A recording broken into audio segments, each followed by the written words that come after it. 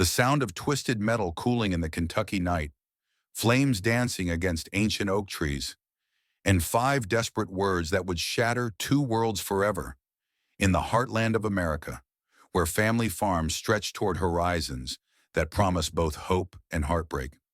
Some secrets run deeper than the richest soil, where million-dollar mining rights hide beneath struggling pastures, and corporate boardrooms orchestrate the destruction of communities that have endured for generations. Tonight, a single father driving home from another bone-crushing shift will make a choice that changes everything. Tonight, a billionaire CEO fleeing from those she trusted most will discover that salvation sometimes comes from the most unlikely places. Because when blood money meets honest earth, when power collides with principle, and when the past finally demands its reckoning, someone has to choose what they're willing to sacrifice to protect the people they love. Some battles are fought in distant lands. Others begin on a moonless road in rural Kentucky, where the smell of burning gasoline mingles with the scent of morning glories, and where two strangers are about to learn that family isn't something you're born into. It's something you're willing to die for. The reckoning begins now. The Kentucky countryside stretched endlessly under a moonless sky, its rolling hills painted in shades of black and silver. David Harper gripped the steering wheel of his aging Ford pickup, fighting exhaustion that had become his constant companion. The dashboard clock read 2:47 a.m. as he made his way home from another grueling night shift at the Millfield Steelworks, where molten metal and dangerous machinery demanded every ounce of his remaining strength. At 48, Dave carried the weight of responsibility like armor he could never remove. 4 years had passed since Maria's funeral. 4 years of single parenthood and financial struggles that seemed to multiply like weeds in an untended garden. The farm that had been in his family for 3 generations was slowly suffocating under mortgage payments and repair bills. While his 16-year-old daughter Sophia needed college funds he didn't have. The winding road ahead curved through dense woodland, a stretch that had claimed too many lives over the years. Dave knew these curves like the lines on his weathered hands, had driven them countless times during his night shifts. That's why the orange glow dancing between the trees stopped him cold. Fire. His Marine training kicked in before conscious thought could interfere. Dave pulled over, grabbed the emergency kit from behind his seat, and plunged into the darkness toward the crackling flames. Through the smoke and chaos, he could make out the twisted remains of what had once been an expensive car, a BMW, by the look of the remaining front grille. The vehicle had hit the ancient oak tree that marked the old Henderson property line, its front end accordioned against the massive trunk. Flames licked hungrily at the rear of the car, working their way forward with terrifying speed. In the driver's seat, a figure slumped forward against the deployed airbag. "Hey!" "Mikey!" Dave shouted, dropping to his knees beside the driver's door. The woman inside stirred weakly, blood trickling from a cut on her forehead. She was older than he'd expected, maybe early 50s, with silver-streaked auburn hair and expensive clothes that spoke of a world far removed from Kentucky farmland. "Please," or she whispered, her voice barely audible above the growing roar of flames. "Don't let them find me." The words hit Dave like a physical blow, carrying desperation and terror in equal measure. Questions could wait. The fire was spreading fast, and the fuel tank wouldn't hold forever. He tried the door handle, found it jammed, then grabbed his emergency hammer from the kit. "Cover your face," he ordered, bringing the tool down hard against the passenger window. Safety glass exploded inward in a shower of crystalline fragments. The heat was intensifying now, singeing his eyebrows as he reached inside to unlock the door mechanism. The woman was conscious but disoriented, her expensive business suit torn and bloodied. Dave noticed her hands manicured but strong, the hands of someone accustomed to control now shaking with shock and adrenaline. "Can you move?" he asked, working to free her from the seatbelt that had probably saved her life. She nodded weakly, and together they managed to extract her from the wreckage just as the flames reached the dashboard. Dave half carried, half dragged her toward his truck, feeling the heat intensify behind them. They'd made it perhaps 50 yards when the BMW's fuel tank ignited, sending a fireball into the night sky that illuminated the surrounding forest like a hellish sunrise. In the aftermath of the explosion, as his ears rang and the smell of burning gasoline filled the air, Dave found himself looking down at the woman he'd just pulled from death. She was staring back at him with eyes the color of storm clouds, eyes that held intelligence and gratitude in equal measure. "Thank you," she said simply, and Dave heard something in her voice that spoke of battles fought in boardrooms rather than battlefields, of a different kind of courage than what he'd known in the Marines. "You're safe now," he replied, though something in her earlier words, "don't let them find me," suggested safety might be a temporary luxury. As sirens wailed in the distance, growing closer with each passing moment, Dave made a decision that would change both their lives forever. Instead of waiting for the emergency responders, he helped the mysterious woman into his truck and drove away into the pre-dawn darkness, carrying her toward the Harper farm and whatever refuge it might provide. Behind them, the BMW continued to burn, taking with it any immediate evidence of who she was or why someone might be hunting her. All that remained were questions, a growing attraction Dave wasn't ready to acknowledge, and the haunting echo of 5 desperate words, "Don't let them find me." The Harper farmhouse sat like a weathered guardian in the Kentucky dawn, its white clapboard siding and green shutters showing the careful maintenance of a man who understood that small repairs prevented large disasters. Dave pulled into the gravel driveway as the first rays of sunlight painted the eastern hills in shades of gold and amber, casting long shadows across the vegetable garden that had been Maria's pride and joy. The woman beside him, she'd told him to call her Vicky, had drifted in and out of consciousness during the 20-minute drive from the crash site. Now she stirred as the truck's engine fell silent, her storm gray eyes taking in the modest surroundings with an expression Dave couldn't quite read. "It's not much," he said, suddenly aware of the peeling paint on the porch railings, the ancient mailbox that leaned at a precarious angle, the general air of a place where love and effort battled constantly against time and financial constraints. "It's perfect," Vicky replied softly, and something in her tone suggested she meant it. Before Dave could respond, the front door opened and Sophia emerged onto the porch, her dark hair pulled back in a messy ponytail, concern creasing her features.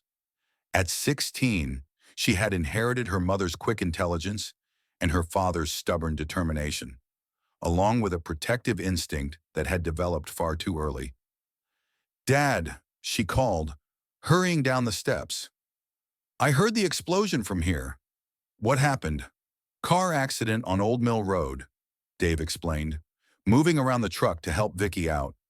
"This is Vicky. She needs medical attention and a safe place to rest."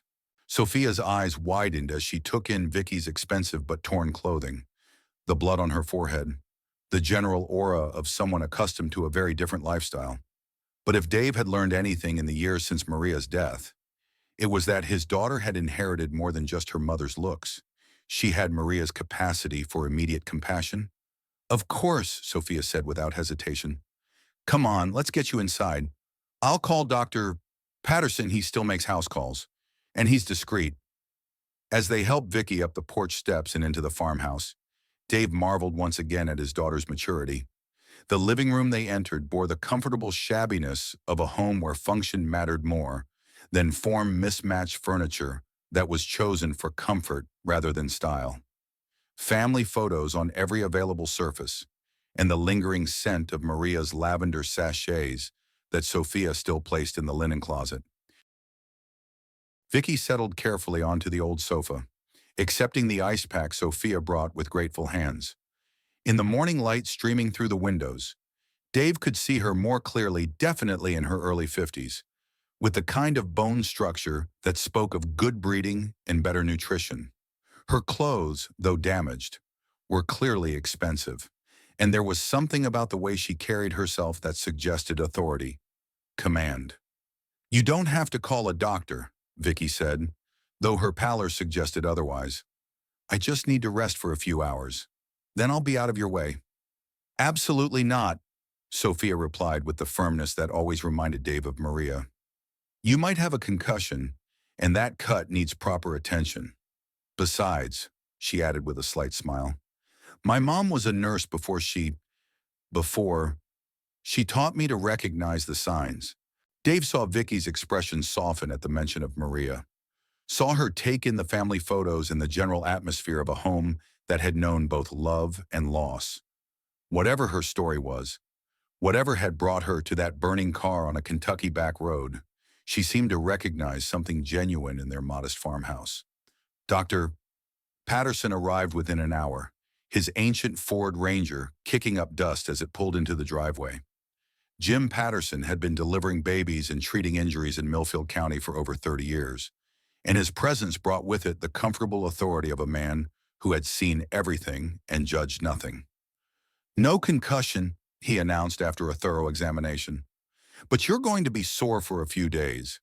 That seatbelt probably saved your life, but it's going to leave some spectacular bruising. He cleaned and bandaged the cut on Vicky's forehead with practiced efficiency. You're lucky Dave found you when he did. As Dr. Patterson packed up his supplies, he pulled Dave aside with the casual manner of an old family friend. She's been through something traumatic. Beyond just the accident, whatever she's running from, she's scared. Good scared, if you know what I mean, the kind that comes from real danger, not paranoia. Dave nodded, filing the information away with the dozens of other questions that had accumulated since he'd first heard Vicky's desperate plea. Thanks, Jim. Send the bill to the usual place. No charge this time, the doctor replied, glancing back at where Vicky sat with Sophia. The two of them engaged in quiet conversation. Sometimes helping folks is payment enough. After Dr. Patterson left, Dave found himself in the kitchen preparing coffee with hands that shook slightly from exhaustion and adrenaline. Through the doorway, he could see Vicky and Sophia still talking, his daughter's natural curiosity apparently finding a willing audience in their unexpected guest. She seems nice, Sophia said later, as Dave walked the doctor to his car. Educated, she knew about my college applications, asked intelligent questions about my AP classes. What did you tell her about yourself? Dave asked, sudden concern flaring. Just the usual stuff, school, plans for college, how we're managing the farm. Sophia studied her father's face. Dad, what aren't you telling me? Why do you look like you're expecting trouble? It was a fair question, and one Dave wasn't sure how to answer. His Marine training had taught him to trust his instincts, and those instincts were telling him that Vicky was both more and less than she appeared to be. More dangerous, perhaps, but also more vulnerable. I don't know yet, he said finally. But until we do, we keep this to ourselves. No social media posts, no telling your friends about our house guest. Can you do that for me? Sophia nodded, her expression growing serious. Like when you had those nightmares after you came back from overseas, and we didn't talk about it until you were ready. The comparison hit Dave harder than he'd expected. Yeah, sweetheart, just like that. As the morning wore on, Dave found excuses to stay close to the house, calling in sick to the steel mill for the first time in over 2 years. He told himself it was concern for their guests' welfare, but he couldn't shake the memory of those 5 desperate words, or the way Vicky's eyes had scanned the horizon when she thought no one was looking. By afternoon, Vicky had recovered enough to insist on helping with farm chores, despite Dave's protests. She proved surprisingly adaptable, learning to collect eggs from the hen house with only minimal coaching and demonstrating an unexpected aptitude for basic mechanical repairs. You're full of surprises, Dave observed, watching her successfully replace a broken hinge on the barn door. Swiss boarding school, she replied with a rueful smile. They believed in practical education alongside the academics, though I never thought I'd use those skills quite like this. It was the first hint she'd given about her background, and Dave filed it away with growing curiosity. Swiss boarding school suggested wealth, privilege, a world far removed from Kentucky farming. What had brought someone like that to a burning car on a country road that evening? As they sat down to dinner, Sophia's famous spaghetti and meatballs, made from tomatoes they'd grown in Maria's garden, Vicky seemed to relax for the first time since Dave had pulled her from the wreckage. This is wonderful, she said. and Dave could hear genuine pleasure in her voice. I can't remember the last time I had a real home-cooked meal. Mom's recipe, Sophia explained proudly. Dad tried to learn it after she died, but he never got the seasoning quite right. I finally figured it out last year. Vicky's expression grew soft with something that might have been longing. She must have been an extraordinary woman to raise such a remarkable daughter. She was, Dave said quietly, surprised by how easily the words came. It had been months since he'd been able to talk about Maria without the crushing weight of grief. Smartest person I ever knew, and the strongest. She would have liked you, I think. Something passed between them then. A moment of connection that had nothing to do with rescue or obligation, and everything to do with two people recognizing something genuine in each other. It was Sophia who broke the spell, her phone buzzing with a text message. Tyler's having a party Saturday night, she announced, reading the screen. His parents are out of town, and apparently everyone's going to be there. She looked up hopefully. Can I go? Dave felt the familiar tension between wanting to protect his daughter and knowing she needed normal teenage experiences. Who's driving Wendy, Madison's sister? She's 18 and responsible. I promise. Home by midnight, and you check in every 2 hours, Dave said finally. And if there's any drinking, I leave immediately and call you for pickup. No questions asked. Sophia finished with a smile. I know the rules, Dad. As they cleaned up after dinner, Dave found himself hyper-aware of Vicky's presence in the kitchen. The way she moved with unconscious grace despite her injuries. The careful way she handled Maria's dishes as if she understood their emotional significance. You don't have to stay, he said as she helped load the dishwasher. You've been through trauma. You should rest. I want to help, she replied simply. It's been a long time since I've been part of something like this, a family dinner. Normal conversation.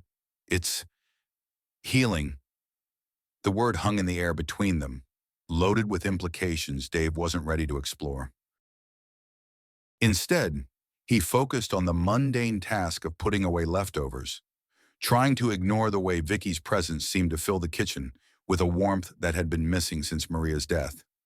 Later, as Sophia headed upstairs to finish homework and Vicky settled into the guest room that had once been Dave's mother's sewing room, Dave found himself standing on the front porch, staring out at the dark fields and wrestling with questions he couldn't answer. What was it about this woman that had him questioning 4 years of careful emotional isolation? Why did her presence in his house feel both dangerous and necessary? And what exactly was she running from that had put such fear in her storm-gray eyes in the distance? Headlights swept across the county road, and Dave felt his muscles tense automatically.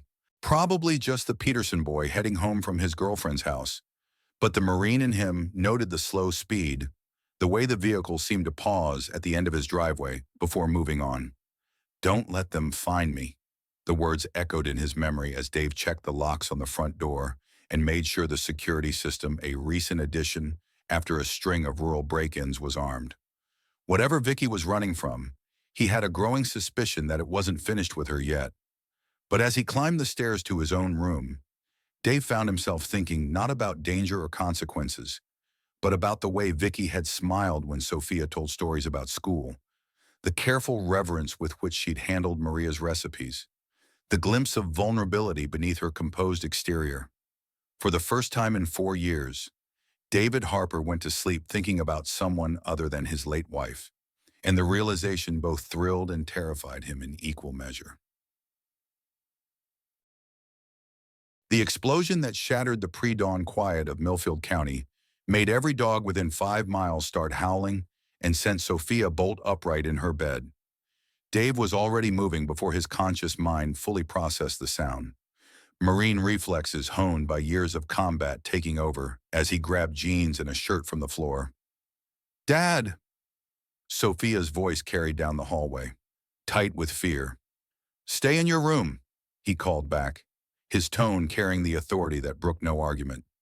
Lock the door and don't come out until I say.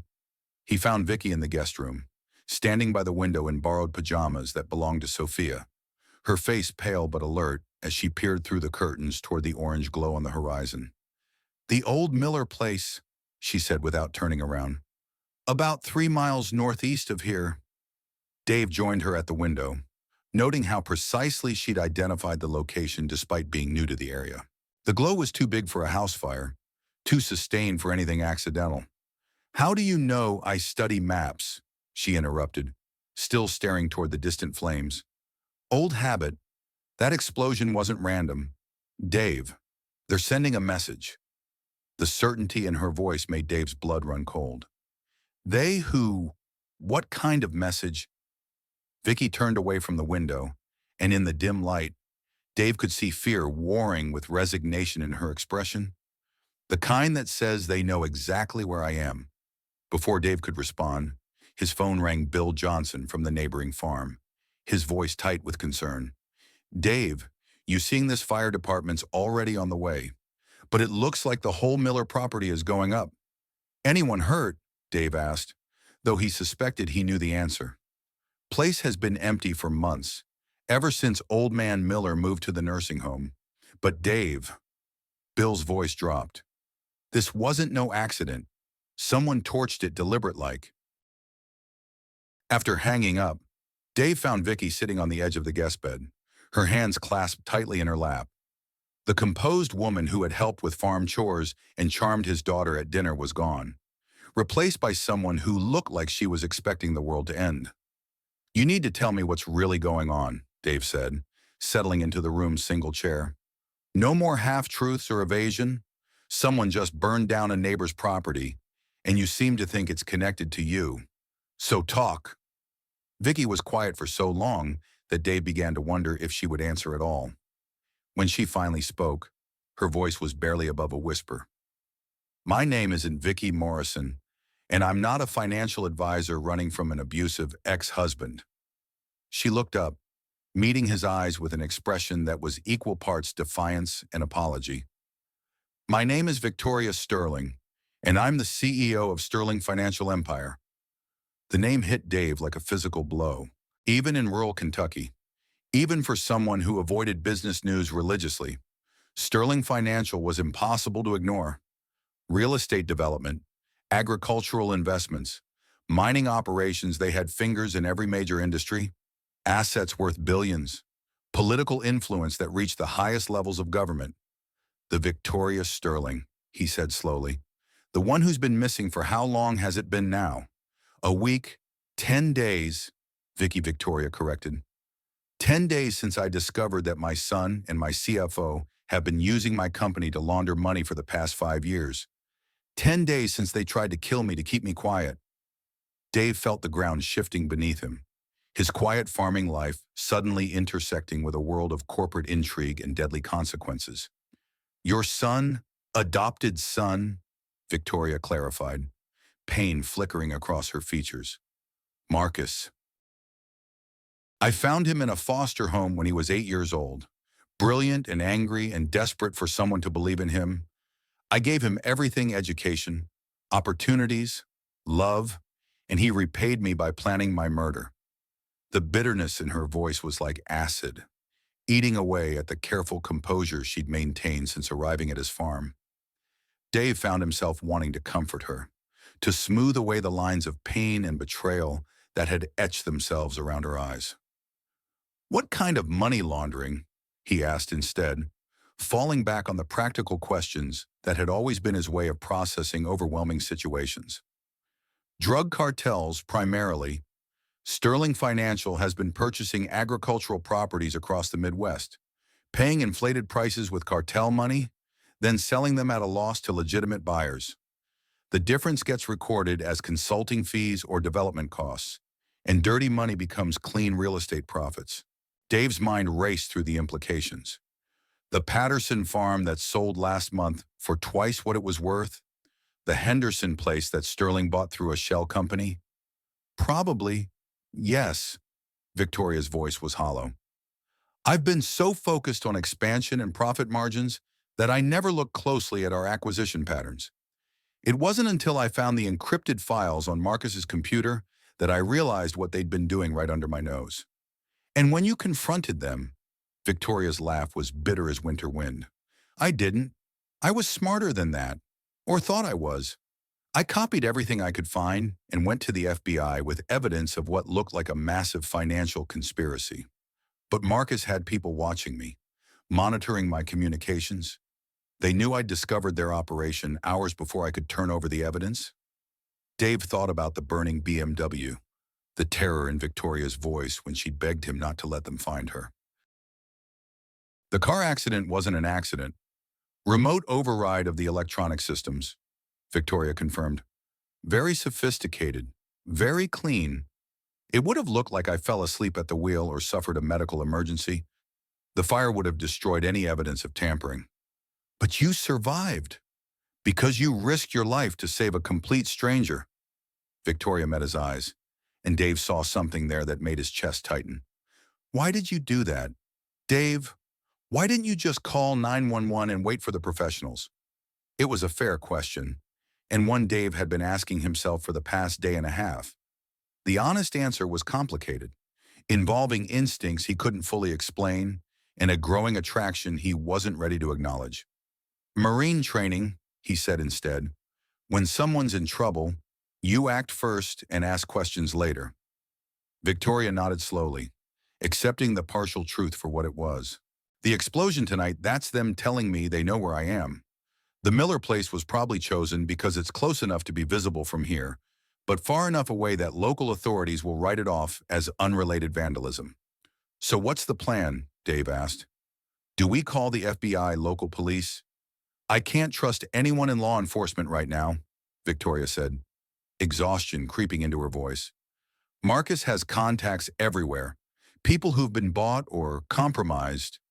For all I know, calling for help would just bring them straight to your door. Dave stood up, pacing to the window where the orange glow was finally beginning to fade. His peaceful farming life was officially over, replaced by something out of a thriller novel. The smart thing would be to drive Victoria to the county sheriff's office and let someone else deal with the corporate conspiracy and assassination attempts.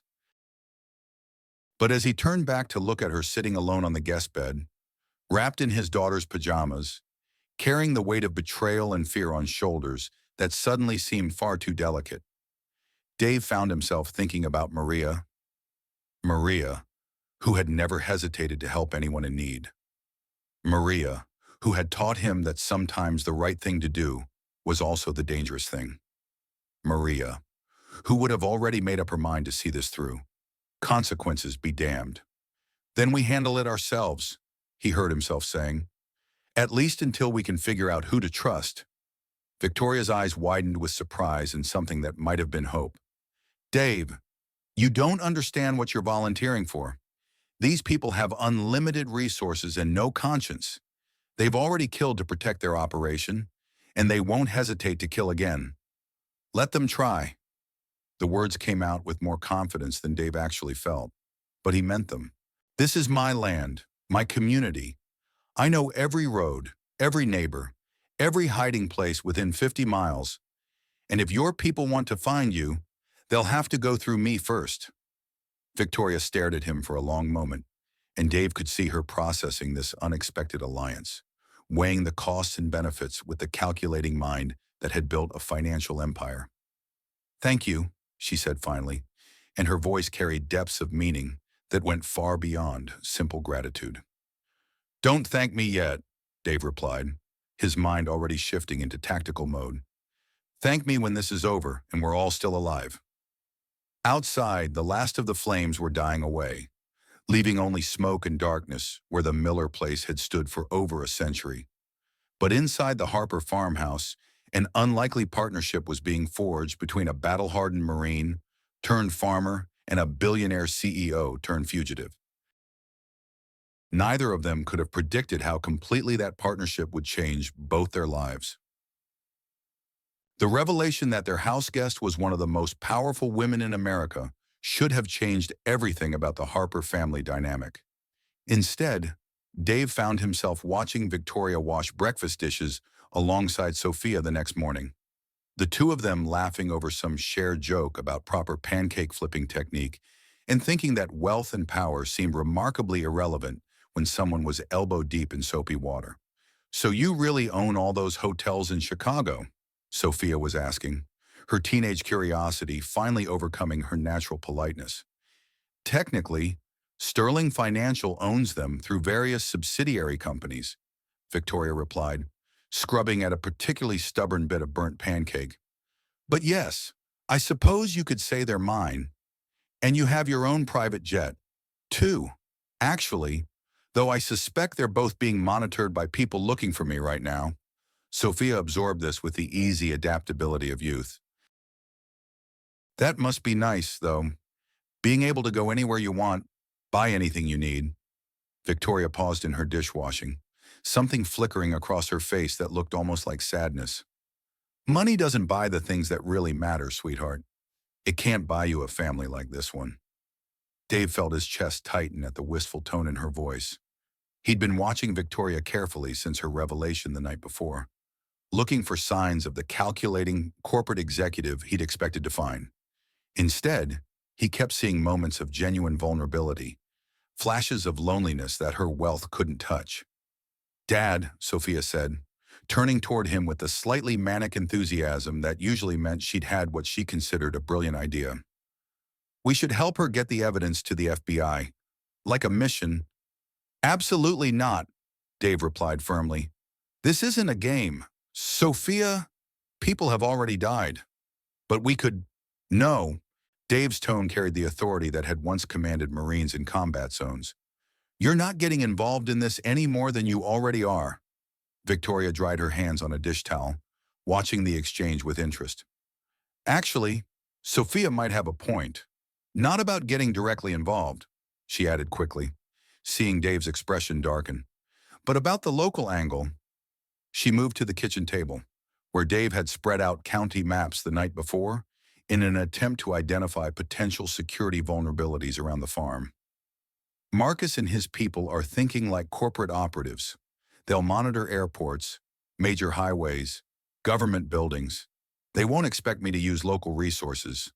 What kind of local resources? Dave asked, though he suspected he already knew where this was going. The volunteer fire department responded to the Miller Place fire last night, Victoria said, tracing routes on the map with one finger. They'll have photographs, witness statements, maybe even security footage from neighboring properties. If I can prove that fire was arson, that's not evidence of your corporate conspiracy, Dave interrupted. That's evidence of vandalism, maybe intimidation. It doesn't prove anything about money laundering or murder attempts. No, but it establishes a pattern of escalation, and it gives me something concrete to offer the FBI when I finally make contact. Victoria met his eyes across the table. Dave, I can't stay hidden forever. Eventually, I have to surface and fight back. I'd rather do it with evidence than just my word against Marcus's. Dave studied the map, his tactical mind automatically identifying defensive positions and escape routes, while his civilian heart screamed that this was insane. He was a farmer and part-time steelworker, not a private investigator or security expert. What business did he have getting involved in billion-dollar conspiracies? The fire chief is Johnny Patterson, Sophia offered helpfully. Dr. Patterson's nephew. He's married to my friend Madison's aunt. I could ask Madison to... No, Dave said again, more sharply this time. You're not making contact with anyone about this. But Dad, Sophia... Victoria's voice was gentle but firm. Your father's right. The less you're involved, the safer you'll be. These people, they don't care about collateral damage. Something in Victoria's tone made Dave look at her more closely. She was staring at the map, but her expression suggested she was seeing something else entirely, some memory that had left shadows in her storm-gray eyes. Victoria, he said quietly. She blinked, refocusing on the present. Sorry, I was just thinking about Maria Gonzalez. Who's Maria Gonzalez? Sophia asked. Victoria's hands clenched into fists on the table. A forensic accountant who worked for the FBI. She was investigating Sterling Financial's acquisition patterns, getting too close to the truth about our money laundering operation. She died in a car accident 4 years ago. The kitchen fell silent, except for the ticking of Maria's old clock on the wall. Dave felt something cold settle in his stomach as pieces began clicking into place. 4 years ago, he said slowly. What was her married name? Victoria looked up, confusion flickering across her features. I don't know. Why would that matter? Dave left the kitchen without a word, climbing the stairs to his bedroom with mechanical precision. In the back of his closet, behind winter coats and forgotten Christmas presents, was a box he hadn't opened since the funeral. His hands shook as he lifted the lid and pulled out the official report, the one he'd read so many times in the first months after Maria's death that he'd memorized every word. Maria Elena Harper, née Gonzalez, age 34. Cause of death, massive trauma sustained in motor vehicle accident. Preliminary investigation suggests driver fell asleep at the wheel. He was back in the kitchen before he'd fully processed what he was doing. The report clutched in his hand like evidence of his own stupidity. Victoria and Sophia looked up as he entered, alarm clear on both their faces. Dave, Victoria stood, moving toward him with concern. What's wrong? He handed her the report without a word, watching her face as she read. He saw the exact moment comprehension hit her. Pupils dilated. Her face went white, and she sank into the nearest chair as if her legs had given out. Oh God, she whispered. Oh God, Dave, I'm so sorry. Sophia grabbed the report from Victoria's nerveless fingers, scanning it quickly. I don't understand. What does this have to do with... She stopped, her eyes finding the name at the top of the page. Mom's maiden name was Gonzalez. She was investigating your company, Dave said, his voice sounding strange and distant in his own ears.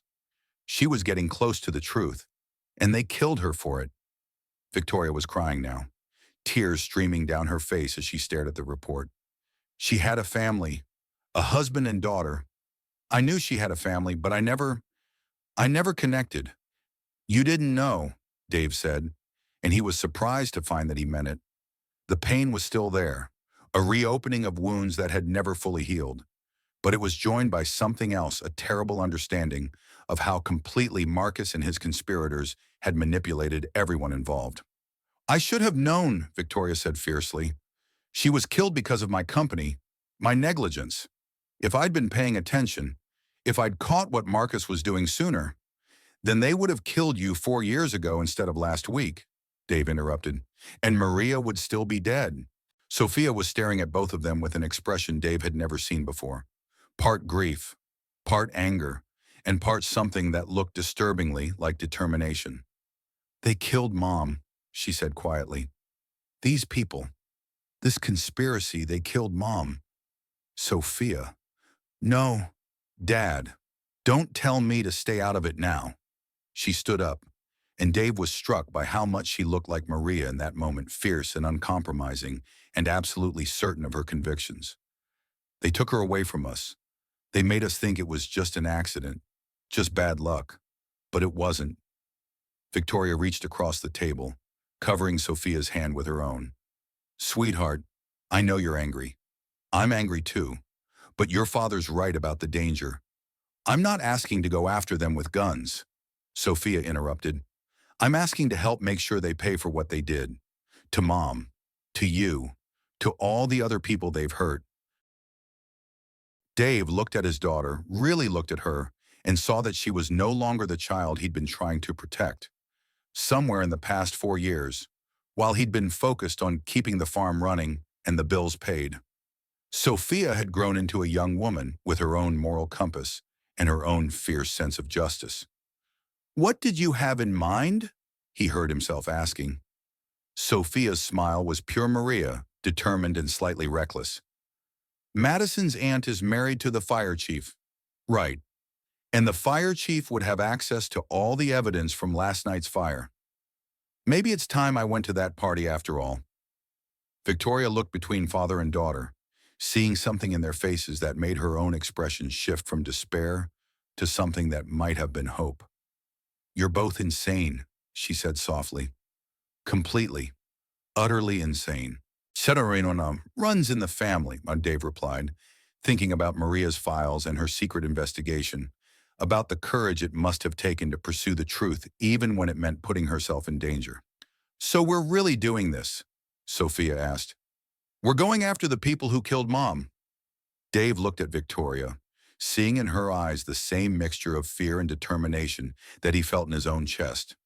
They were about to declare war on one of the most powerful financial empires in the country, with nothing but local connections and stubborn Kentucky pride as weapons.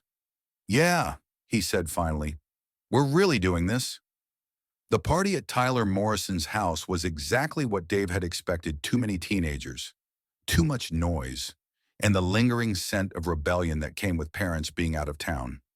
He dropped Sophia off with the usual warnings about checking in every 2 hours, though both of them knew this wasn't really about teenage social dynamics anymore. Victoria sat in the passenger seat of his truck, wearing one of Sophia's hoodies with the Sterling Financial logo carefully covered by duct tape. In the 3 days since they'd learned about Maria's true identity, she'd transformed from a polished CEO into something that looked more like a rural investigator, hair pulled back in a practical ponytail, minimal makeup, clothes chosen for function rather than fashion. "You sure about this?" Dave asked as they watched Sophia disappear into the Morrison house through groups of laughing teenagers. "No," Victoria admitted, "but we're out of better options." They'd spent the past 72 hours planning this operation with the kind of meticulous attention to detail that Dave remembered from his Marine days. The fire chief's wife would be at book club until 9 o'clock. Johnny Patterson would be having his usual Friday night beer with the volunteer fire department crew at Murphy's Tavern. Their house would be empty except for Madison's teenage partygoers, and Madison herself had been carefully primed by Sophia to provide access to her aunt's home office. 15 minutes, Dave said, checking his watch. "In and out. No unnecessary risks." Victoria nodded, but Dave could see the tension in her shoulders, the way her hands clenched and unclenched in her lap. This was a woman accustomed to corporate boardrooms and billion-dollar decisions, not breaking into suburban homes to steal evidence. "Victoria," he said softly, "we don't have to do this. We could drive to the state police right now, turn over what we have, and let them handle it." "With what evidence?" she replied. "Encrypted files I can't access without my personal computer accusations against one of the most powerful financial institutions in the country. My word against Marcus's." She turned to face him, and Dave saw something in her expression that reminded him uncomfortably of his own determination to keep fighting, even when the odds were hopeless. "They killed your wife, Dave. They killed her because she was brave enough to investigate them, and they made it look like an accident so no one would ask questions. How many other people have they murdered over the years? How many other families have been destroyed while Marcus played his corporate games?" Before Dave could answer, his phone buzzed with a text from Sophia. "In position. Coast is clear." They moved through the Morrison neighborhood with practiced stealth, avoiding streetlights and taking advantage of the noise from the party to mask their approach to the Patterson house. Victoria had proven surprisingly adept at this kind of covert operation, moving with the fluid grace of someone who had clearly received training in more than just corporate strategy. The Patterson house was a modest two-story colonial, set back from the street behind carefully maintained landscaping. Johnny Patterson's fire chief vehicle sat in the driveway next to his wife's sedan, but both vehicles were cold. The couple had been gone for over an hour. "Security system," Victoria whispered as they approached the back door. "Small town," Dave replied, producing the set of lockpicks he'd learned to use during his military service. "Most people around here still leave their doors unlocked." But when he tried the door handle, it turned easily unlocked, just as he'd predicted. They slipped into the Patterson kitchen, moving by the light of Victoria's carefully shielded phone flashlight. "Office is upstairs," Dave whispered, remembering the house layout from previous social visits. "Second door on the right." They found Johnny Patterson's home office exactly where Dave had expected: a converted bedroom filled with filing cabinets, computer equipment, and the organized chaos of someone who took his volunteer position very seriously. Victoria went straight for the computer while Dave began searching through physical files. "Password protected," Victoria muttered, staring at the login screen. But the password hint is first dog. This might be easier than I thought. While she worked on cracking the computer access, Dave found what they were looking for in a filing cabinet labeled Recent Incidents. The Miller Fire investigation file was surprisingly thorough for a volunteer department, complete with photographs, witness statements, and preliminary findings. Got it, Victoria whispered, her fingers flying over the keyboard. Digital photos from the scene, timeline reconstruction, and Dave, look at this. She'd pulled up a series of photographs taken at the Miller property, showing the fire damage from multiple angles. But one photo in particular made Dave's blood run cold, a clear shot of tire tracks in the soft soil near where the fire had started. Tracks that were too fresh to have been made by emergency responders. Professional arson, Victoria said, pointing to accelerant patterns visible in the photos. Multiple ignition points, sophisticated timing devices. This wasn't some random vandalism. This was a coordinated operation. Dave was photographing the relevant documents with his phone when Victoria suddenly went very still, staring at the computer screen with an expression of shock that bordered on disbelief. "What is it?" he whispered. "Email correspondence between Johnny Patterson and the state fire marshal," she replied, her voice barely audible. "About the Maria Harper investigation?" Dave felt the world tilt sideways as Victoria scrolled through the email chain. There, in official correspondence he'd never known existed, was evidence that Maria's car accident had never been properly investigated as potential arson. Preliminary examinations suggest possible accelerant residue in the vehicle's electrical system. Read one email from 4 years ago. Recommend full forensic analysis before releasing scene. Investigation suspended per directive from State Attorney General's office, came the reply. Case closed as accidental death. They covered it up, Dave breathed, staring at the screen in horrified fascination. The State Attorney General. Marcus has people that high up. Victoria's phone suddenly buzzed with an incoming call, the sound unnaturally loud in the quiet house. She glanced at the screen and went white. "It's Marcus," she whispered. "He's calling me." They stared at each other for a moment, both understanding the implications. If Marcus was calling Victoria directly, it meant he knew exactly where she was. The careful operational security they'd maintained for the past week had just collapsed. Victoria answered the phone on speaker, her voice steady despite the fear in her eyes. "Hello, Marcus." "Hello, Mom." The voice that came through the speaker was cultured, educated, and completely devoid of warmth. "Having fun playing detective with your new boyfriend?" Dave felt his hands clench into fists at the casual mockery in Marcus's tone, but Victoria's expression remained calm. "Just catching up on some old cases," she replied. "Amazing what you can learn when you actually read the files." Marcus laughed, a sound like ice cracking. "You always were too smart for your own good. Did you really think you could hide in some Kentucky backwater forever, that I wouldn't figure out where you'd gone?" "How did you find me?" Victoria asked, though Dave suspected they both already knew the answer. "GPS tracking and your emergency medical alert bracelet," Marcus replied with obvious satisfaction. "The one you never take off because you're paranoid about having another cardiac event like dear old Dad. Technology is wonderful, isn't it?" Victoria's hand moved automatically to her wrist, where a thin silver bracelet caught the light from the computer screen. Dave had noticed it before, but assumed it was just jewelry. "You've been tracking me for 10 days, she asked. "Since the moment you walked out of the Sterling building with my files?" Marcus confirmed. "Did you really think that car accident was random? I've been playing with you, Mom, letting you think you were safe while I decided what to do with you." The casual cruelty in his voice made Dave want to reach through the phone and strangle the man. But Victoria's next words froze him in place. "You're not my son," she said quietly. "My son would never have. Your son died in that foster home 15 years before you found him." Marcus interrupted. "What you adopted was a survivor, someone who learned early that the only person you can trust is yourself. You gave me opportunities. I'll grant you that. but you also gave me access to information that made me very wealthy and very connected. The money laundering operation. How long? Since my sophomore year at Harvard, Marcus said with obvious pride. Amazing what you can accomplish when people underestimate you because of your age. The cartel contacts came later, after I'd established my credentials in financial manipulation. Victoria was crying now, silent tears streaming down her face as she listened to the complete destruction of everything she'd believed about the boy she'd raised. Why, she whispered, why not just leave? Why not take your money and disappear?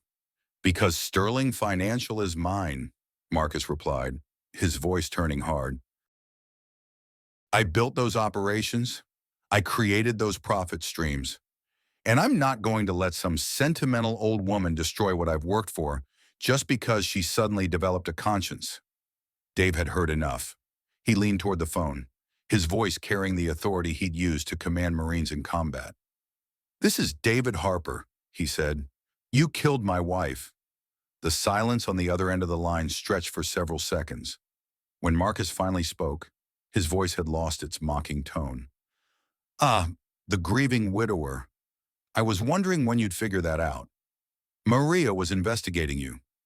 Maria Gonzalez was getting too close to financial records that could have exposed our operation years before we were ready, Marcus corrected. Her death was regrettable but necessary. Regrettable?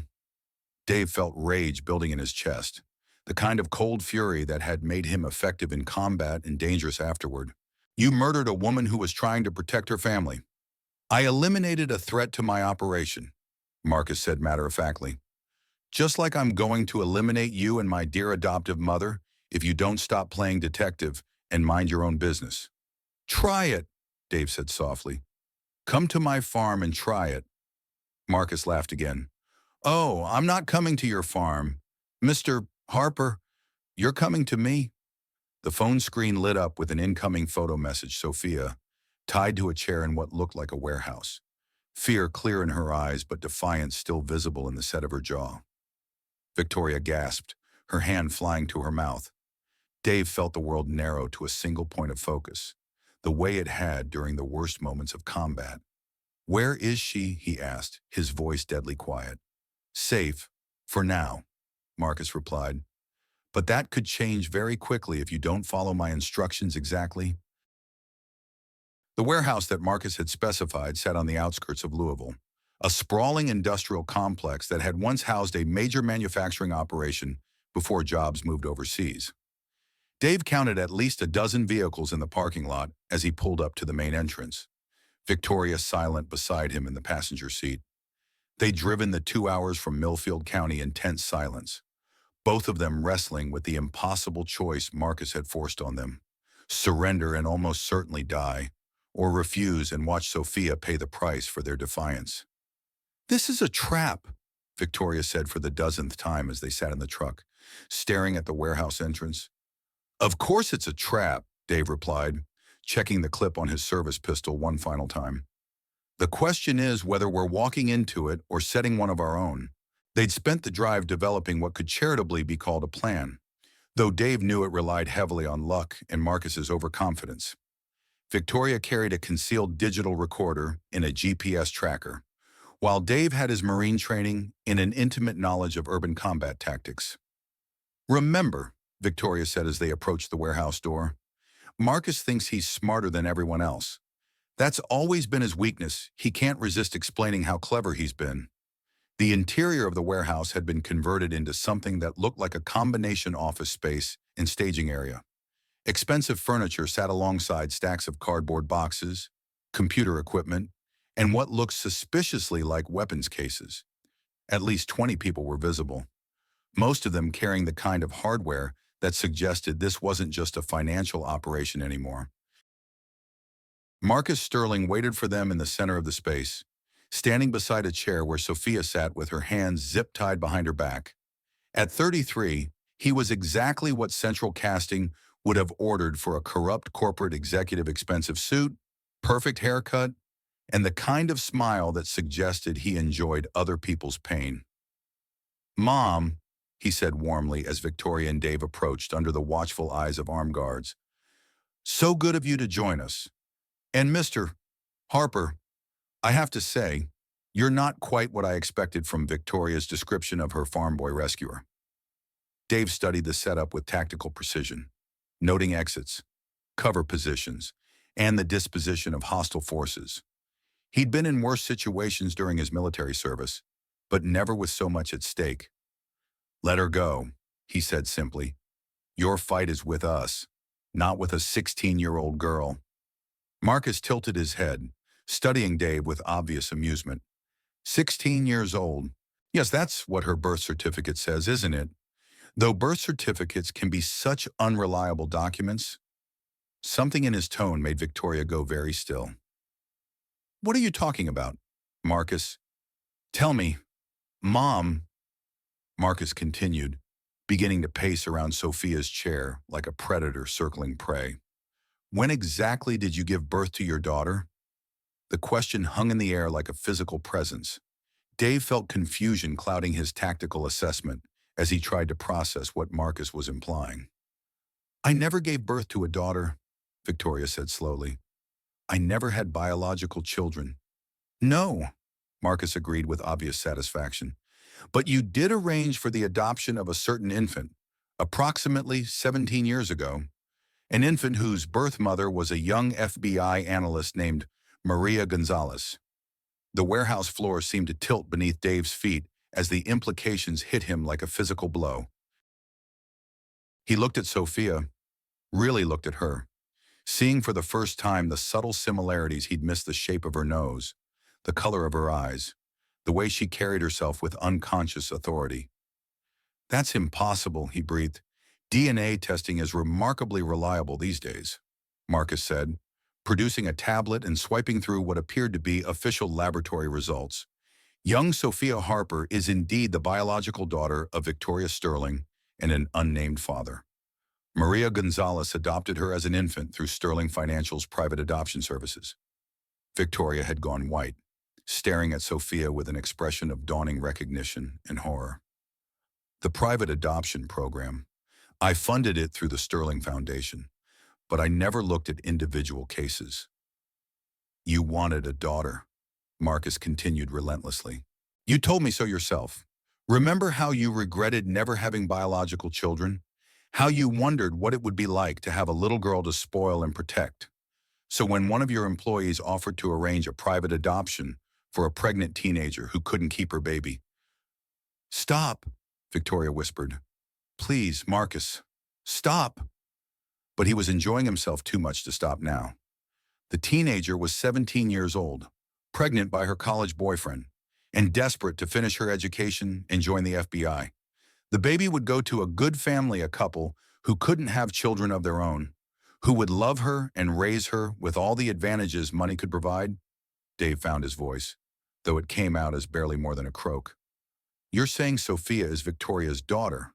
Biologically, yes, Marcus confirmed, though Maria Harper raised her with such love and care that I'm sure the genetics hardly matter at this point.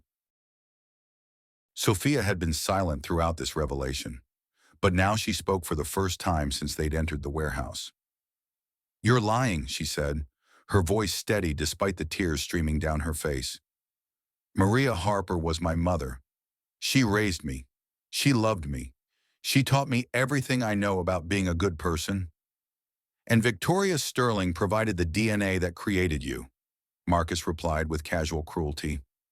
Along with the money that funded your upbringing, your education, your entire existence. Ironic, isn't it? She's been searching for family her entire life, and her daughter has been living 20 miles away from her corporate headquarters. Dave felt rage building in his chest, the kind of cold fury that had made him dangerous in combat. But beneath the anger was something else, a growing understanding of why Sophia had adapted so quickly to Victoria's presence, why the two of them had seemed to connect so naturally. Why? Victoria asked, her voice breaking. Why tell us this now? Marcus's smile turned predatory. Because I want you to understand exactly what you're giving up when you die. Not just your life, but the chance to know the daughter you've been searching for your entire life.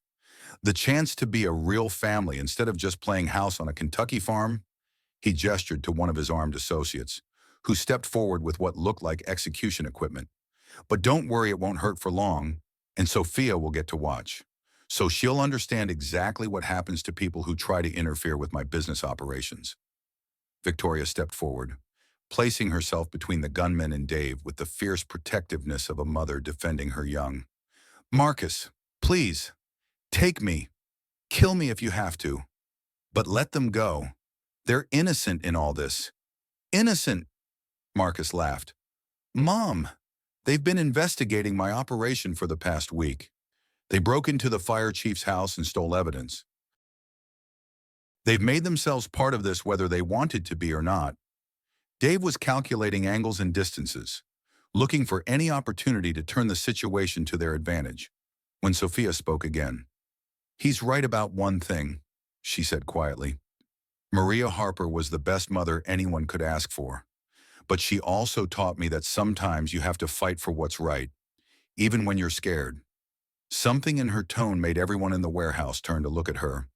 Dave saw it then, the moment when his daughter stopped being a victim and became something far more dangerous. She also taught me, Sophia continued, working her hands free from restraints that had apparently been cut rather than properly secured, that the best way to deal with bullies is to hit them where they don't expect it. The explosive device that destroyed Marcus's computer equipment had been hidden in Sophia's backpack, triggered by a timer she'd set before being captured. In the chaos that followed the blast, Dave moved with marine precision, using the confusion to disarm the nearest gunman, while Victoria dove for cover behind an overturned desk. But it was Sophia who proved most dangerous of all, pulling a concealed GPS tracker from her shoe and activating it with practiced ease. Within minutes, the warehouse was surrounded by FBI vehicles, their occupants armed with warrants and overwhelming firepower. You see, Sophia said to Marcus as federal agents placed him in custody. Mom Maria, she taught me that the most important thing isn't where you come from. It's who chooses to love you and protect you. And I've been very lucky to have more than one person choose me. She looked between Dave and Victoria, her expression serious beyond her years. I don't care whose DNA I carry. I know exactly who my family is. The FBI debriefing took place in a sterile conference room at the Louisville field office, fluorescent lights casting harsh shadows on faces still marked by the trauma of the past 24 hours. Special Agent Rachel Martinez had been leading the Sterling financial investigation for 3 years, and her expression suggested she was both relieved to finally have cooperation and frustrated by how long it had taken to get it. The mining rights, she said, spreading geological survey maps across the conference table. That's what this was really about, not just money laundering, territorial control. Dave studied the maps with growing understanding, seeing his family's farm marked in red, along with dozens of other properties throughout central Kentucky. Victoria sat beside him, her hand occasionally brushing his in unconscious reassurance, while Sophia occupied a chair that allowed her to see both her adoptive father and her biological mother. Rare earth minerals, Agent Martinez continued.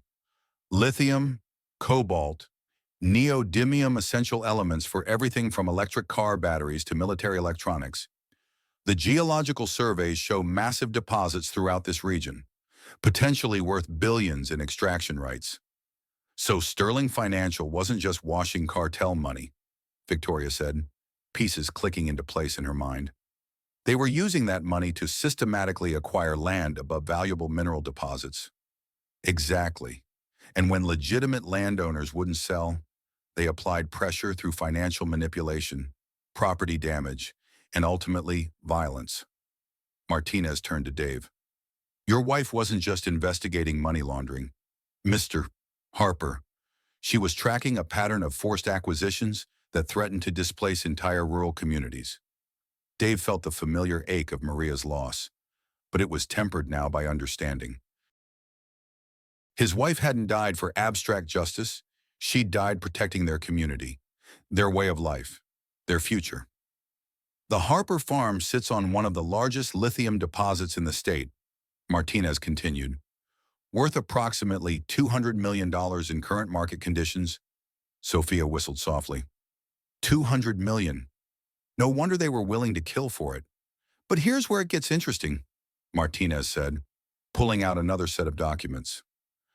The mineral rights were never actually transferred to Sterling Financial, despite their purchase of surrounding properties. They were held in a family trust established by your great-grandfather in 1923. Dave frowned, remembering the old legal documents his father had kept in the farm's ancient safe. I thought those were just property deeds.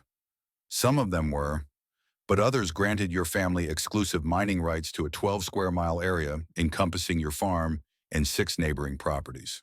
Rights that were grandfathered in under federal mining law and can't be broken by eminent domain or corporate acquisition. Victoria was studying the geological maps with the sharp focus that had made her a successful CEO. So Marcus's entire operation was built around acquiring land he could never legally exploit. Not legally, no, but if the Harper family were to suffer some tragic accident, and if their land were to be acquired by Sterling Financial through estate proceedings, Martinez let the implication hang in the air. They were planning to kill all of us, Sophia said matter-of-factly. Not just for revenge, but to clear the title to the mining rights. Dave felt cold fury settling in his chest, the same emotion that had sustained him through combat but had never touched his civilian life until now. How many other families? At least 12 that we can prove, Martinez replied. Probably more.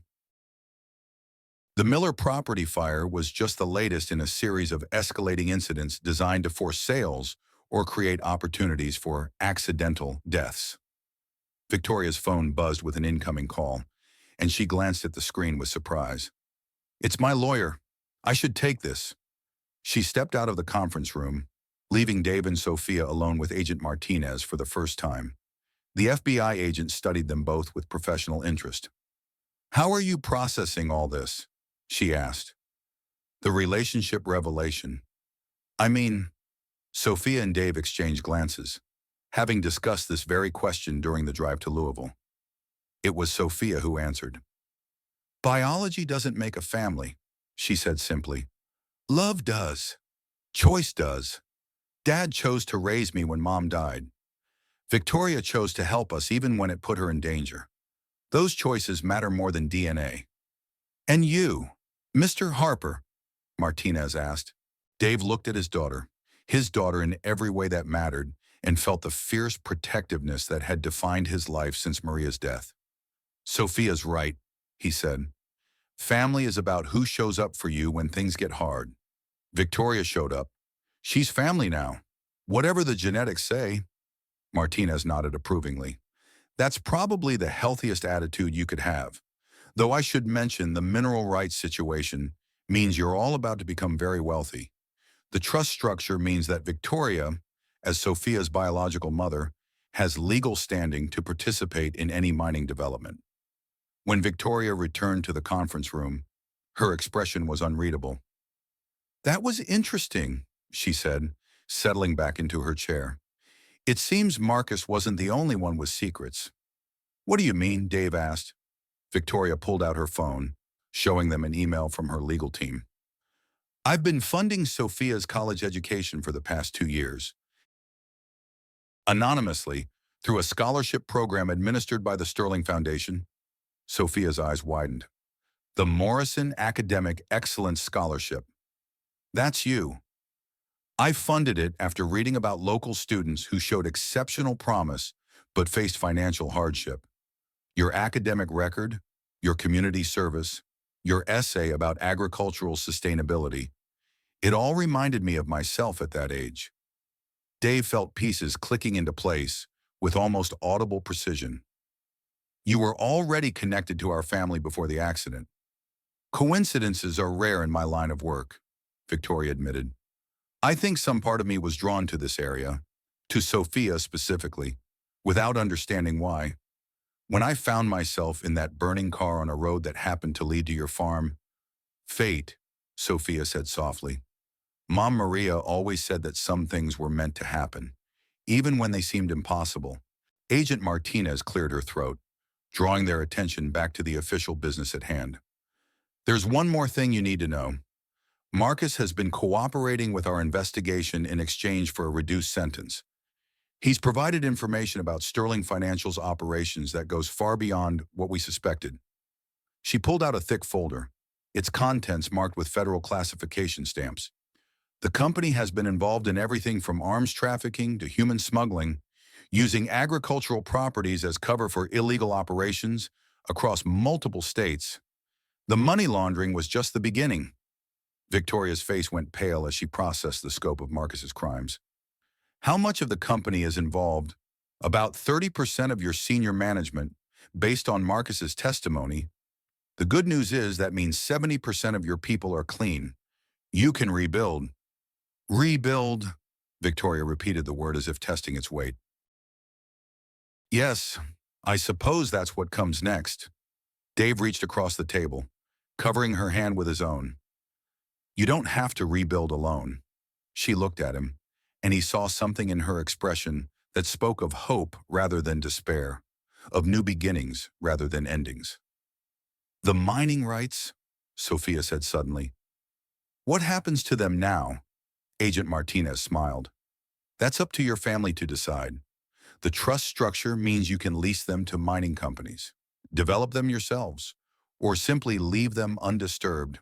But given their value, I suspect you'll have some interesting decisions to make.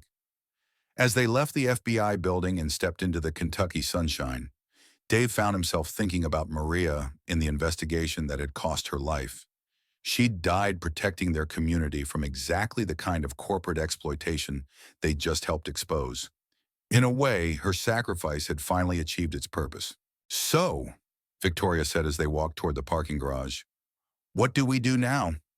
Dave looked at his daughter, his daughters. He corrected himself and felt a surge of the contentment that had eluded him since Maria's death. Now, he said, we go home, all of us. The homecoming to Harper Farm should have been triumphant, but Dave found himself checking the perimeter with tactical precision as they pulled into the familiar gravel driveway. 3 days of FBI debriefings and legal proceedings had left them all exhausted, and the sight of the weathered farmhouse sitting peacefully in the late afternoon sunshine felt almost too good to be true. Paranoid much, Sophia teased, watching her father scan the horizon for potential threats. Careful, Dave corrected. There's a difference. Victoria emerged from the passenger seat with the stiff movements of someone who had spent too many hours in conference rooms and government buildings. The past 72 hours had aged her, but there was something different in her bearing now, a sense of resolution that hadn't been there before. It's beautiful, she said, looking around the farm with fresh eyes. I can see why you fought so hard to keep it. It's home, Dave replied simply, then caught himself. I mean, it could be home, if you wanted it to be. The offer hung between them, unspoken but understood. In the chaos of the investigation and the revelations about Sophia's parentage, they hadn't had time to discuss what came next for their unlikely family unit. Before Victoria could respond, a familiar vehicle turned into their driveway, Bill Johnson's pickup truck, followed by what looked like half the neighbors in Millfield County. Dave's hand moved automatically toward his concealed weapon until he recognized the occupants emerging from the vehicles. Welcome home party, Sophia explained, grinning at her father's defensive posture. I may have texted a few people during the drive back. What followed was quintessential rural Kentucky covered dishes appearing as if by magic. Folding chairs materialized from truck beds, and within an hour the Harper Farm was hosting an impromptu celebration that felt like a cross between a church social and a victory rally. Heard you folks had some excitement in Louisville, Bill Johnson said, accepting a beer from Dave while surveying the gathered crowd. FBI, corporate conspiracies, millions of dollars in mining rights. Sounds like something out of a movie. Feels like something out of a movie, Dave replied, watching Victoria help Mrs. Patterson arrange casserole dishes on a makeshift buffet table. She moved among his neighbors with natural grace, asking about their families and their farms with genuine interest. She fits, Bill observed, following Dave's gaze. Not what I expected from a billionaire CEO, but she fits. Before Dave could respond, His phone rang with a number he didn't recognize. The caller ID showed a Louisville area code, but something about the timing made his combat instincts flare. "Dave Harper," he answered cautiously. "Mr. Harper, this is Special Agent Martinez. I need you and your family to stay exactly where you are and wait for backup. Do not leave the farm under any circumstances." The tension in her voice made Dave's blood run cold. "What's wrong? I thought Marcus was in custody." "He was, but there's been a development. Marcus Sterling wasn't the mastermind of this operation. He was working undercover for the FBI for the past 2 years." The words hit Dave like a physical blow. Around him, the celebration continued, but everything seemed to slow down as the implications processed through his mind. "That's impossible," he said, moving away from the crowd toward the privacy of the barn. He confessed to everything. The money laundering, the murders. He confessed to what he knew about the operation in order to maintain his cover. Martinez interrupted. "But the real leadership of Sterling Financial's criminal enterprise is still at large, and they just learned that their operation has been compromised." Dave felt the tactical situation shifting around him like quicksand. "Who's really in charge? We're not entirely sure yet, but Marcus identified at least 3 board members and multiple government officials. The scope of this conspiracy goes far beyond what we initially suspected." Through the barn window, Dave could see Victoria laughing at something Mrs. Johnson had said, completely unaware that their world was about to turn upside down again. Sophia was helping serve dessert, looking more relaxed than she had in weeks. "How much danger are we in?" he asked. "Immediate and significant," Martinez replied without hesitation. "The real conspirators know that Victoria has evidence that could destroy them, and they know she's protected by federal witnesses. Their only option now is to eliminate all of you before you can testify." Dave's Marine training kicked in automatically, assessing defensive positions and escape routes while maintaining the appearance of casual conversation. "How long do we have?" "Unknown. Our surveillance detected unusual activity around 3 private airfields within 50 miles of your location. Multiple aircraft have filed flight plans for Kentucky destinations, but they're using shell companies to hide the true ownership." "Corporate death squads," Dave muttered, remembering similar tactics from his military service overseas. "That's our assessment, Mr. Harper. These people have unlimited resources and no conscience. They've already demonstrated their willingness to kill entire families to protect their operation." Dave closed his eyes, thinking about the peaceful celebration happening just outside the barn, about neighbors who had come to welcome Victoria into their community without knowing they were putting themselves in mortal danger. "What do you need us to do?" "Stay put until we can get a protection detail to your location. Do not leave the farm. Do not let anyone leave the farm, and do not trust anyone who isn't already there." "How long for backup?" 2 hours minimum. "I'm sorry, Mr. Harper, but you're going to have to hold the line until we can reach you." Dave hung up the phone and stood in the barn's shadows for a moment, processing the tactical situation. 20-plus civilians, including elderly neighbors and teenagers. Unknown number of hostile operatives with professional training and unlimited resources. Defensive position on familiar terrain, but with limited escape routes. He'd been in worse situations during his military service, but never with so much to lose. When he emerged from the barn, Dave caught Victoria's eye and made a subtle gesture they'd developed during their days in hiding danger. Immediate threat. Prepare for action. She nodded almost imperceptibly and began moving toward Sophia with casual purpose. "Folks," Dave called out, his voice carrying the authority that had once commanded Marines in combat. "I hate to break up the party, but we've got some weather moving in. Might be best if everyone headed home while the roads are still clear." Bill Johnson squinted at the cloudless sky with obvious confusion, but 30 years of friendship had taught him to trust Dave's judgment. "Come on, everyone. Let's pack up and give these folks some peace."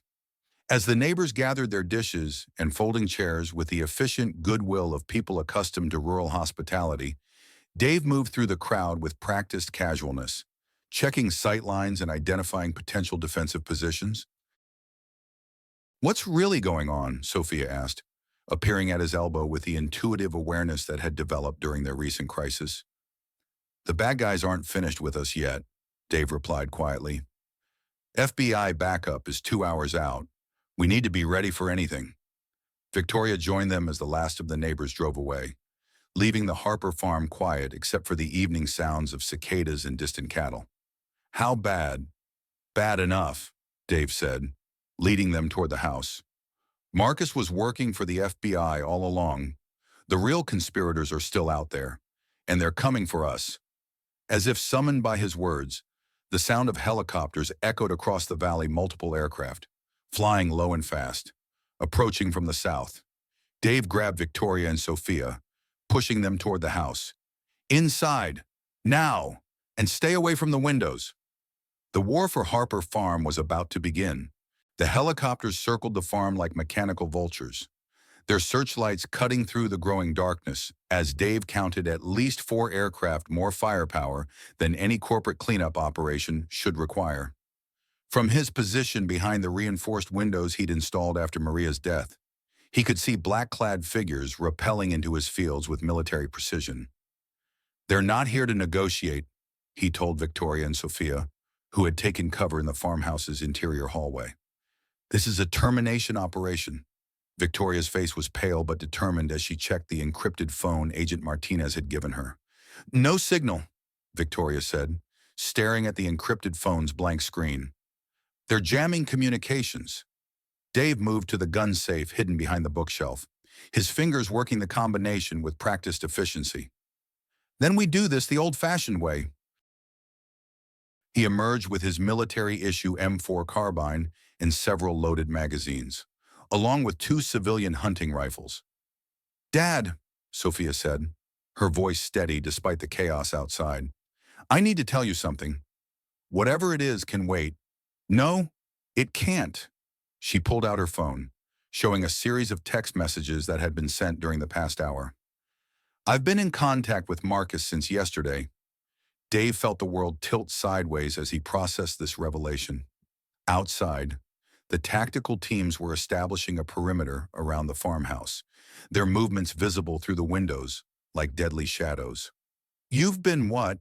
Victoria breathed, staring at her biological daughter with a mixture of shock and betrayal. Sophia held up her hands in a gesture of peace. "Listen to me. Marcus isn't the villain here, he never was.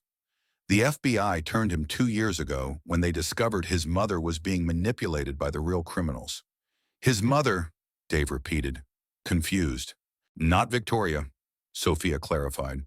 "His birth mother, Rebecca Sterling, Victoria's sister-in-law, the one who supposedly died in a car accident when Marcus was 12.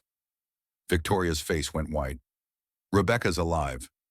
Very much alive, and very much in charge of the criminal operations Sterling Financial has been conducting for the past decade."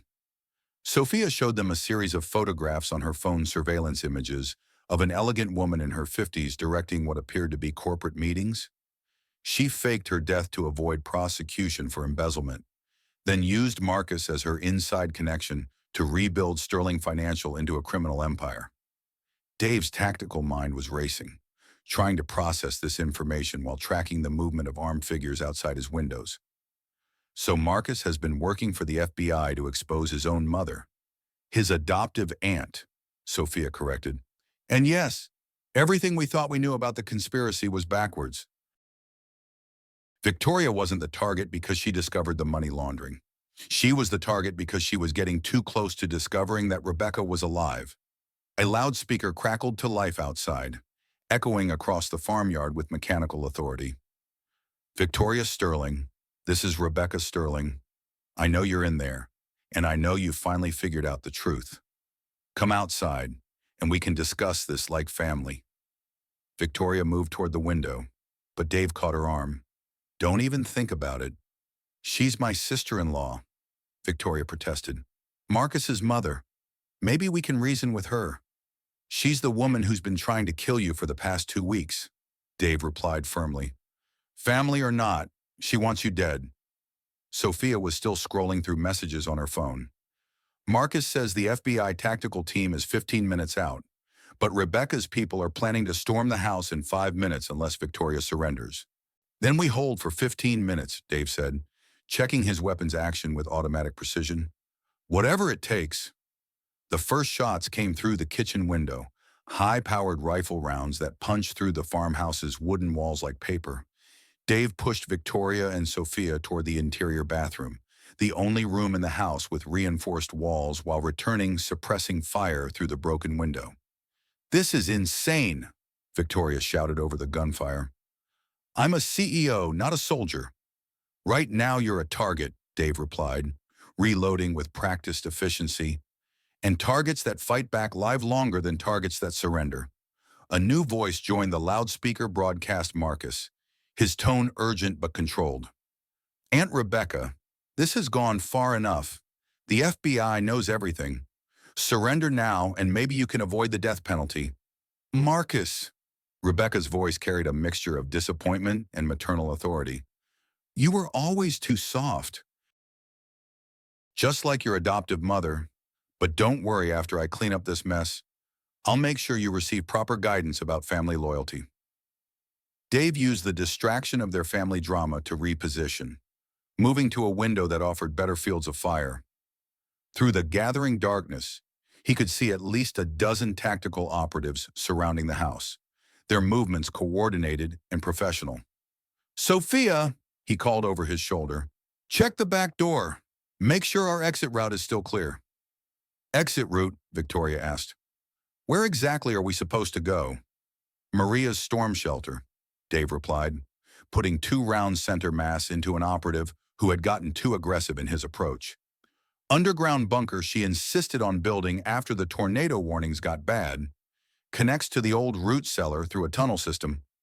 It was a contingency plan he'd never expected to use, designed for natural disasters rather than corporate warfare. But Maria had always been thorough in her preparations, and the shelter was stocked with supplies and communications equipment. "Move," Dave ordered as another volley of gunfire shattered the remaining windows. "Stay low and keep moving." They made it to the storm shelter just as the farmhouse's front door exploded inward under the impact of breaching charges. Dave sealed the heavy steel door behind them and activated the emergency lighting, revealing a space that looked more like a military command post than a tornado shelter. "Maria was full of surprises," Victoria observed, taking in the communications equipment and weapon storage that lined the shelter's walls. "She was preparing for exactly this kind of situation," Dave said, powering up the radio equipment. "After she started investigating Sterling Financial, she knew they might come for our family eventually." Sophia was examining a computer terminal that had automatically activated when they entered the shelter. "Dad, there's something else. Maria left us a message." The video file that appeared on the screen showed Maria Harper sitting in the very shelter where they now took refuge, recording what was clearly intended as a final message to her family. "If you're watching this," Maria's recorded voice said, "then the people I've been investigating have finally made their move against our family. Dave, Sophia, I'm sorry I couldn't tell you the truth while I was alive, but I hope you'll understand that I was trying to protect you." She paused, glancing off camera as if checking for threats, then continued with the focused intensity that had always characterized her approach to serious matters. "Victoria Sterling isn't your enemy, she's your ally. Her company has been compromised by criminal elements, but she's not part of the conspiracy. When the time comes, trust her, help her, and remember that sometimes the people who seem most dangerous are actually the ones fighting hardest to protect the innocent." The recording showed Maria moving to a wall safe Dave had never known existed, removing files and digital storage devices with practiced efficiency. "The evidence you need to stop them is hidden in this shelter. Everything I discovered about their operations, everyone I identified as part of their network, every crime they've committed over the past decade. Use it. Stop them. And Dave," her voice softened, taking on the tone she reserved for private moments between husband and wife, "take care of our daughter, both of our daughters. When the time comes, family isn't just about blood, it's about choice and love and the courage to protect what matters most." The recording ended, leaving them in silence except for the distant sound of explosions as Rebecca's tactical team searched the destroyed farmhouse above. "Both of our daughters," Victoria repeated softly, understanding finally dawning in her expression. She knew. Somehow, she knew about the biological connection. Dave was already accessing the files Maria had hidden, his hands moving across the keyboard with growing amazement. She investigated everything: the adoption records, the DNA evidence, the connections between Sterling Financial and the families they were targeting. She figured it all out. Sophia leaned over his shoulder, reading the screen with wide eyes. She knew about the mining rights too, and the systematic targeting of families with valuable mineral claims. Dad. She was building a case that would have shut down the entire operation. "Then let's finish what she started," Victoria said, moving to the communications equipment with renewed determination. "Can we reach the FBI from here?" Dave nodded, tuning the radio to the federal emergency frequency Agent Martinez had given them. "This is Harper Base calling federal units. We are secure in defensive position with complete intelligence package. Request immediate assistance for apprehension of hostile forces." Agent Martinez's voice crackled through the static, clear and professional. "Harper Base, this is Federal Response Team. We have Rebecca Sterling's aircraft surrounded and her ground forces contained. Hold position for 60 seconds and prepare for friendly forces." Through the shelter's periscope system, Dave watched as FBI tactical teams swarmed the farm with overwhelming force. Rebecca Sterling's operatives, caught between the federal response and their failure to locate their targets, surrendered with the resigned efficiency of professionals who recognize superior tactics. "It's over," he told Victoria and Sophia, feeling 4 years of grief and anger finally beginning to lift from his shoulders. "It's finally over." But as they prepared to emerge from the shelter, Sophia caught his arm with sudden urgency. "Dad, there's one more thing in Mom's files. Something about why she really adopted me." Dave paused, seeing something in his daughter's expression that suggested this final revelation might be the most important of all.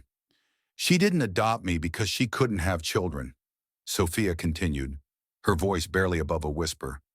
"She adopted me because I was in danger, because someone was trying to use me as leverage against Victoria, and the only way to protect me was to disappear me into a normal family." Victoria's face went pale as she processed the implications. "Someone threatened you when you were a baby." "Not someone," Sophia corrected, showing them the final file in Maria's investigation. "Rebecca Sterling. She knew about Victoria's biological daughter from the moment I was born, and she was planning to use me as a weapon against Victoria when the time was right." Dave felt the pieces of a decades-long conspiracy finally falling into place. "So Maria saved you by making you disappear, and then spent 4 years of her life making sure Rebecca's operation could never threaten any of us again." Sophia finished. "She died to protect our family, all of our family." As they climbed out of the storm shelter into the Kentucky night, surrounded by federal agents and the smoking ruins of their farmhouse, Dave Harper finally understood the full scope of his wife's sacrifice. Maria hadn't just been investigating financial crimes, she'd been protecting the daughter she'd chosen to raise, and the mother that daughter had never known she had. Family, as Maria had always said, wasn't about blood or biology. It was about love and choice and the courage to protect what mattered most. Looking at Victoria and Sophia standing together in the moonlight, Dave knew that Maria's legacy was safe in their hands. The wedding reception sparkled across the Harper Farms north field, fairy lights strung between posts that had once marked defensive positions during their battle against Rebecca Sterling's corporate army. Victoria Sterling Harper adjusted her simple white dress, elegant but practical, suitable for a woman who had learned to value substance over style, and marveled at how completely her life had transformed.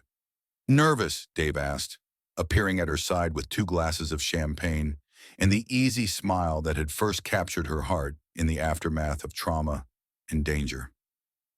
"Terrified," Victoria admitted, accepting the champagne gratefully. "It's been 48 years since I believed in fairy tale endings. Around them, The celebration continued with the warmth that characterized everything about rural Kentucky life. FBI agent Martinez was deep in conversation with Dr. Patterson about his nephew's upcoming wedding, while Bill Johnson regaled a group of Sterling Financial's new board members with stories about sustainable farming practices. "Any regrets?" Dave asked, following her gaze across the crowd of friends, neighbors, and colleagues who had somehow become family over the past 2 years. Victoria considered the question seriously, as she considered all important matters.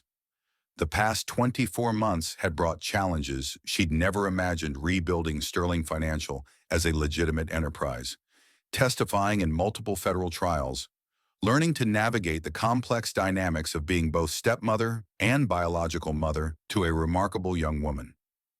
"Only one," she said finally. "I wish Maria could have been here to see this." Dave's expression softened with the bittersweet acceptance that had replaced the raw grief of his early widowhood. "She is here. Look around everything we've built, everything we've become. It's all based on the foundation she created." It was true. The Harper Sterling Agricultural Institute that now occupied the renovated farmhouse was a direct result of Maria's investigation into corporate land grabbing. The sustainable mining operation that extracted valuable minerals while preserving the farm's ecological balance followed principles Maria had outlined in her hidden files. Even the scholarship program that was sending Sophia to MIT in the fall had been inspired by Maria's belief in education as a tool for community empowerment. "Mom." Sophia's voice carried across the field as she approached with Marcus in tow, both of them laughing about something that had happened during the ceremony. At 18, Sophia had grown into a young woman who carried the best traits of both her mother's, Maria's practical wisdom, and Victoria's strategic intelligence, combined with a fierce independence that was entirely her own. Marcus Sterling looked like a different person than the corporate conspirator who had once threatened their lives. 2 years of FBI cooperation and community service had stripped away his arrogant veneer, revealing someone who was genuinely working to atone for his family's crimes. His relationship with Sophia had evolved from adversarial to protective, the kind of complicated sibling dynamic that Victoria had never experienced but found herself treasuring. "The photographer wants family photos," Sophia announced, then caught herself with the slight embarrassment that still occasionally surfaced when navigating their unusual family structure. "I mean, if that's okay with everyone." "Of course it's okay," Victoria said, pulling Sophia into a hug that was returned with teenage enthusiasm. "We're family. All of us." The photo session that followed would have challenged even the most experienced photographer trying to arrange a family that included a billionaire CEO, a former Marine-turned-farmer, their adopted biological daughter, a reformed corporate criminal, and assorted FBI agents, neighbors, and business associates who had become integral parts of their extended clan. But somehow, it worked. Just like everything else about their impossible love story, it worked. Later, as the reception wound down and the last guest departed into the Kentucky night, Dave and Victoria found themselves alone on the farmhouse porch that had been rebuilt according to Maria's original design, but upgraded with modern security features that reflected their hard-won understanding of the world's dangers. "So," Victoria said, settling into the porch swing that had become their favorite spot for evening conversations. "What happens now?" Dave joined her on the swing, his arms settling around her shoulders with familiar comfort. "Now we live happily ever after, I suppose. In a farmhouse with bulletproof windows and an underground bunker. In a farmhouse with the woman I love and the daughter we're raising together," Dave corrected gently. "The security features are just practical precautions," Victoria laughed, the sound carrying across the fields where sustainable mining equipment worked alongside traditional farming implements in a harmony that would have been impossible to imagine 3 years ago. "I never thought I'd say this," she mused, "but I think I'm actually looking forward to being a farmer's wife." "And I never thought I'd say this," Dave replied, "but I think I'm looking forward to being married to a billionaire CEO." They sat in comfortable silence, watching the stars emerge over the Kentucky hills that had become their shared kingdom. In the distance, The lights of the Harper Sterling Agricultural Institute glowed with the warm promise of research and education that would benefit rural communities for generations to come. Dave, Victoria said softly. Yeah, thank you for saving my life, for trusting me with your family, for showing me what real love looks like. Dave turned to study her face in the moonlight, seeing the woman who had emerged from that burning car 3 years ago, but also the woman she had become through love and loss, and the courage to start over. Thank you, he replied, for giving me a reason to believe in second chances. Above them, the Kentucky stars shone down on a love story that had begun with destruction and desperation, but had grown into something as enduring as the land itself. In the farmhouse where Maria Harper's legacy lived on through modern security systems and ancient wisdom, Victoria Sterling Harper and David Harper settled into a marriage that proved some things were worth fighting for. And in the room that had once been a guest bedroom but was now permanently Sophia's, their daughter fell asleep surrounded by college acceptance letters and family photos. Secure in the knowledge that she was loved by three parents, one who had given her life, one who had raised her with devotion, and one who had taught her that families could be built from love and choice rather than simple biology. Outside, the Kentucky night settled over Harper Farm with the peaceful certainty that some battles end in victory. Some love stories survive even the most impossible circumstances, and some families are strong enough to overcome any conspiracy that threatens to tear them apart. In the morning, there would be farm work to do, corporate meetings to attend, and the endless challenges of building a life that bridged two very different worlds. But tonight, there was only love and peace, and the quiet satisfaction of a story that had found its way to exactly the right ending. The morning glories that Victoria had planted in Maria's honor were already climbing the porch posts, their trumpet-shaped flowers closed in the darkness, but ready to open with the dawn, proving once again that beautiful things could grow from the darkest soil when tended with patient love, just like their family, just like their love, just like the future they would build together, one day at a time, in the Kentucky hills where a struggling single dad had once found a billionaire in a burning car, and both their lives had changed forever. The morning glories climbed toward heaven now, their purple blooms opening with each Kentucky dawn, a living testament to love that grows strongest in the darkest soil. 3 years ago, a burning car on a moonless road brought together two broken souls who thought their stories were ending. A single father drowning in grief and debt, a billionaire fleeing the very empire she'd built with her own hands. Neither could have imagined that salvation would come wrapped in betrayal, or that family could be forged in the fires of corporate conspiracy.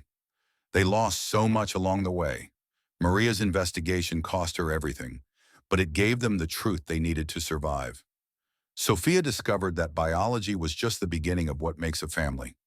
And Victoria learned that all the money in the world couldn't buy what she found in a Kentucky farmhouse, the courage to love again, and people worth fighting for. The Harper Sterling farm stands today as more than just a testament to their victory over corruption. It's proof that some things are stronger than blood money, that communities can stand against any enemy when they stand together. That love doesn't always arrive the way we expect it. Sometimes it comes burning through the darkness, asking us to risk everything we think we know about ourselves. What would you risk for the people you love?